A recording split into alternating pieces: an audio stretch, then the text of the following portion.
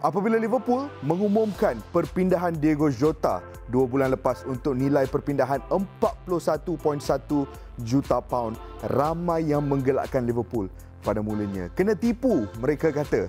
Daylight robbery antara perkataan yang digunakan untuk bersembang tentang perpindahan tersebut. Kerana pada pandangan orang ramai, Diego Jota bukanlah pemain yang bernilai 41 juta jika kita melihat prestasi beliau di atas padang untuk Wolves dalam 2 musim lepas di pentas Liga Perdana Inggeris. Tetapi apa yang orang ramai lupa adalah Liverpool mempunyai direktor football yang bernama Michael Edwards yang lebih melihat sudut pandangan potensi daripada kebolehan semasa.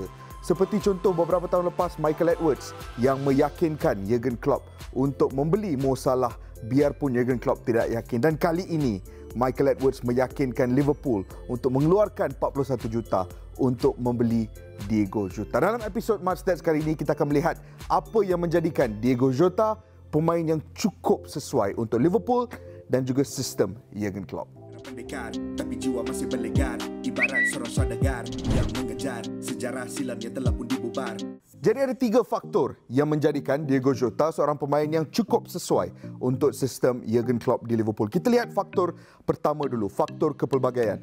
Ini melihat kebolehan Diego Jota dari 2 sudut pandangan yang berbeza. Yang pertama dari segi posisi. Kualiti utama yang dimiliki oleh Diego Jota adalah fleksibiliti beliau. Beliau mampu beraksi dalam beberapa posisi yang berbeza. Dan jika anda mengenali Jurgen Klopp dan juga sistem yang beliau gunakan di Liverpool, beliau lebih memerlukan jentera serangan yang cukup fleksibel. Mane, Salah, Firmino, kesemuanya mampu bertukar posisi untuk mengucar-kacirkan pertahanan lawan dan kebolehan mereka untuk membaca segala serangan yang dilakukan oleh Liverpool. Dan itu kelebihan yang dimiliki oleh Diego Jota. Kalau kita lihat dalam 3 musim lepas di pentas Premier League, Diego Jota banyak beraksi dalam posisi-posisi yang berbeza.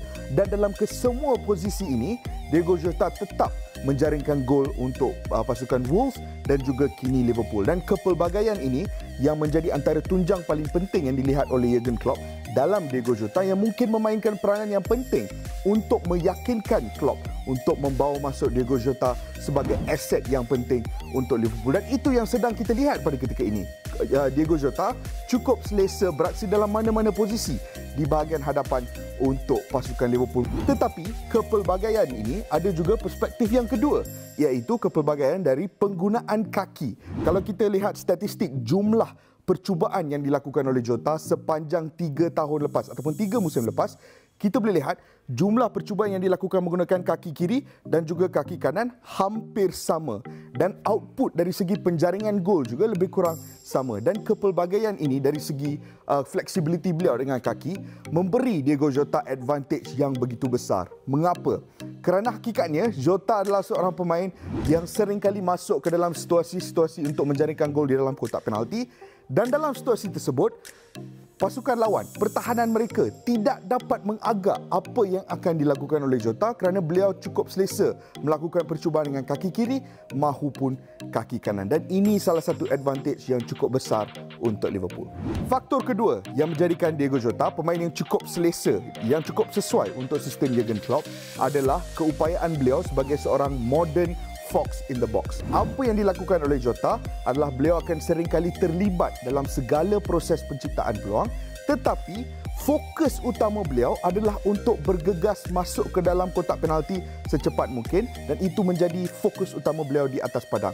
Kerana kalau kita lihat dari segi purata dalam 3 musim lepas, segala percubaan yang dilakukan oleh Jota untuk Wolves dan juga Liverpool, majoriti percubaannya berlaku di dalam kotak penalti. Tidak kira beliau beraksi di bahagian kiri, di kanan sebagai attacking midfield, tetapi Jota jarang kali melakukan percubaan dari luar. Beliau akan memastikan bahawa beliau masuk ke dalam kotak penalti sebelum melakukan percubaan. Ini juga kita boleh lihat dari segi jumlah jaringan gol Diego Jota dalam 3 musim lepas di pentas Liga Perdana Inggeris. 21 gol kesemuanya dari dalam kotak penalti. Anda juga boleh melihat shot map Diego Jota dalam 3 musim lepas. Kita boleh lihat bagaimana kesemua majoriti percubaan yang dilakukan oleh Diego Jota adalah di dalam kotak penalti. Dan aset ini begitu penting kerana hakikatnya bola sepak perlawanan ataupun aksi yang begitu mudah masuk ke dalam kotak penalti, probability untuk menjarikan gol sentiasa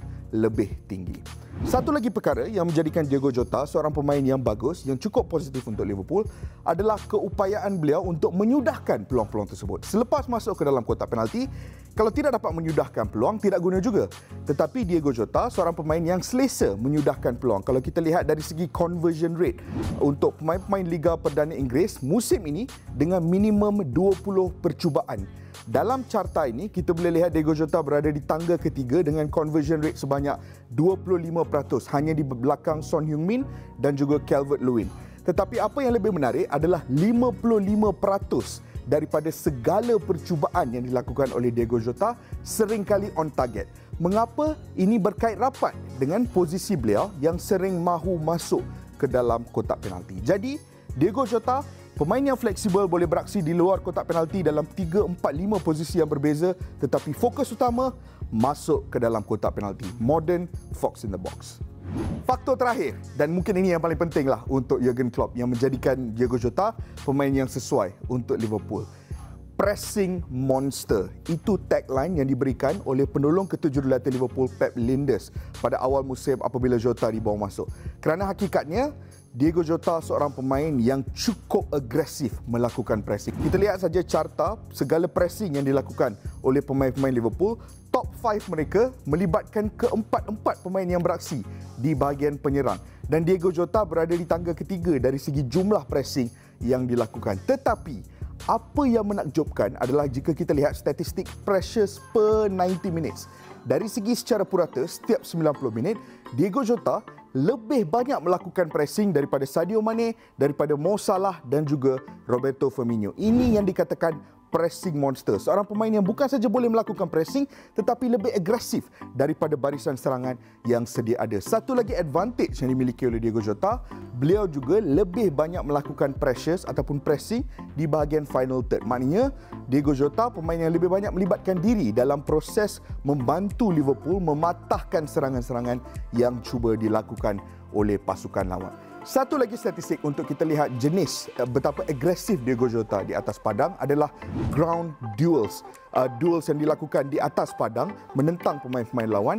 Diogo Jota lebih banyak terlibat dalam ground duels secara purata setiap 90 minit dan juga lebih banyak memenangi ground duels. Ini menunjukkan betapa agresif Diogo Jota di atas padang sebagai seorang penyerang dan selaras dengan apa yang dimahukan oleh Jurgen Klopp. Sentiasa menekan pasukan lawan, sentiasa agresif di atas padang dan sentiasa mencari jalan untuk menjarikan gol.